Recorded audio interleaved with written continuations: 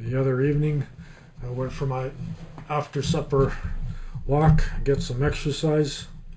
I walk up to my new bin yard. It's a work in progress. That's off to the left in this photo, and on to the right you can see the bin yard is going in place of the old cattle pens, taking them apart, hauling in a bunch of limestone, crushed limestone to build a pad there, build the area up, and spot for new grain bins. Anyways, on the I guess the second time, I usually walk to the bin yard and out to the road, back a couple times, getting half a mile or so, go for a bit of walk, get some exercise. And that evening, mosquitoes were getting pretty bad already.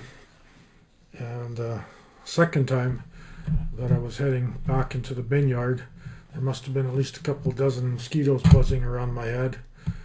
So I was swatting at them, and they were in front of my face, so I was clapping my hands and squishing the mosquitoes. And I heard a racket. Sounded like noise on boards or planks to the right of me there, where this windbreak is. And I kept on walking to the end, and then I looked up to the north and I saw there was a deer about 150 yards ahead of me, kind of standing there in the edge of the bush. Tail was up in the air, but it was kind of standing, kind of hunched back, kind of funny position. Wasn't sure what was going on there. Then I kind of thought more and more about it, and I think I figured out what happened, why she was standing there, and probably hurting a little bit. So I walked over to the fence there.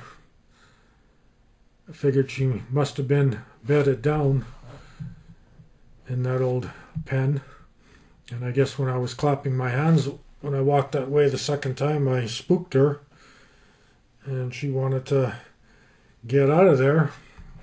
So she was looking for a way out, and through the fence she went.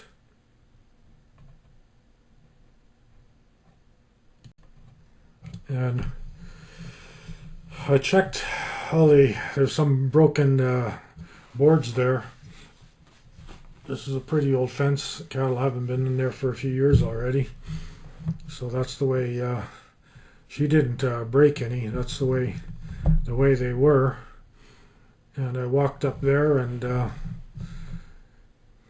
checking for signs of struggle or freshly broken boards. I didn't find any, but I did find where she went through.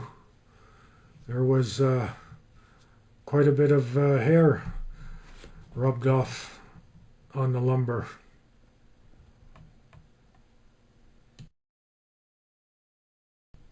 So here, to the top of the top plank there, the top 2x10, you can see it was 53 inches. You can see some hair, some white belly hair there on the top of that plank. That's where she went through. I checked the other openings, and there was no hair left behind there, so this is obviously where she squeezed through. And I couldn't believe how small the opening was that she was able to squeeze through. Right there, 8 1/4 inches. That's where she managed to squeeze her body through. 8 1/4 inches. Hard to believe. If I didn't see it myself, I wouldn't believe it.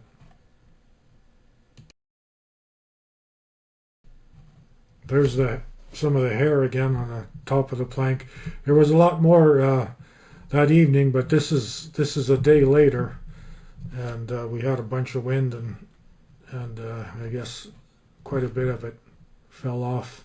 But I didn't have time, and the mosquitoes were so bad that evening I didn't Didn't want to be going out there with a camera getting eaten by the mosquitoes. There's some hair on the 1x6 board on the right side. There's a little bit more higher up. Like I said, there was a lot more the day before, but I guess a lot of it fell off by this time that I took the pictures. And there's some on the left side on the 1x6. And it was just up ahead there, kind of where the bush starts, about 150 yards ahead. That's where she was standing there, kind of hunched back. I guess she probably was hurting. Serves her right.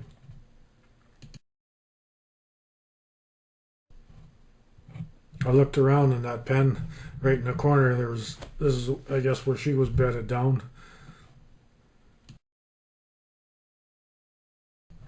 And a couple days previous, on the driveway, I'd seen deer tracks, two sets of deer tracks. I guess a doe and some tiny little tracks. I guess her fawn was walking beside her. So I went looking in the grass and I spooked that little fawn.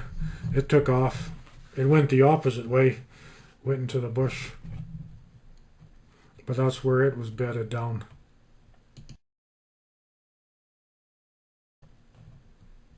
There's some bunch of tracks from the doe and the fawn in the wet ground in that pen.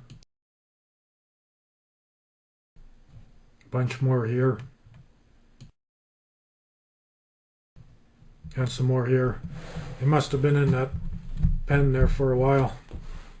Who knows, maybe she even had the, maybe even she gave birth to the fawn in the yard there in that pen.